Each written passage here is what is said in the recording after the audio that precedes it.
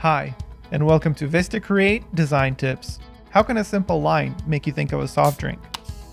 How can a combination of fonts and colors make you think of a search bar? The answer is brand consistency.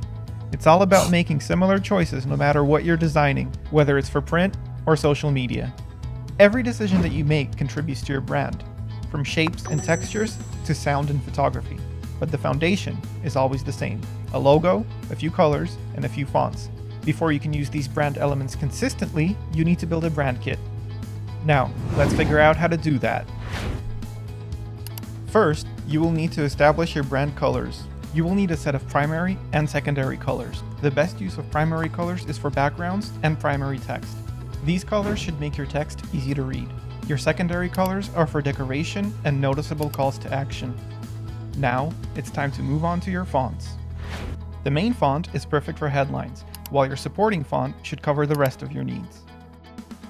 Once that's done, you should make a few variations of your logo. This will help you match your logo to any of your design needs. Once you've built your brand kit, make sure that you use it consistently. Your logo, colors, and fonts make up your brand kit, and if you use them consistently, you can make your brand more memorable and recognizable. Look at that, so fresh.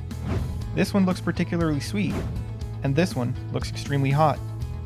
Using a brand kit can go a long way in helping you create a recognizable and memorable brand as you create more and more designs.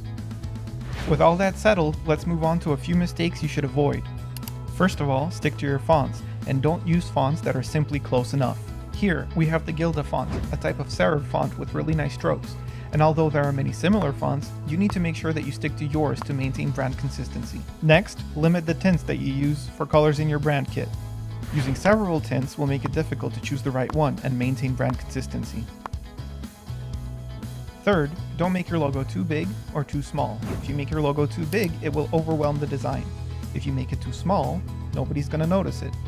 There, that's just right.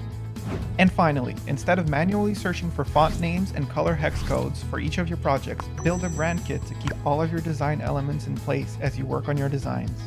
Now, go and use your brand kit and build your brand consistency.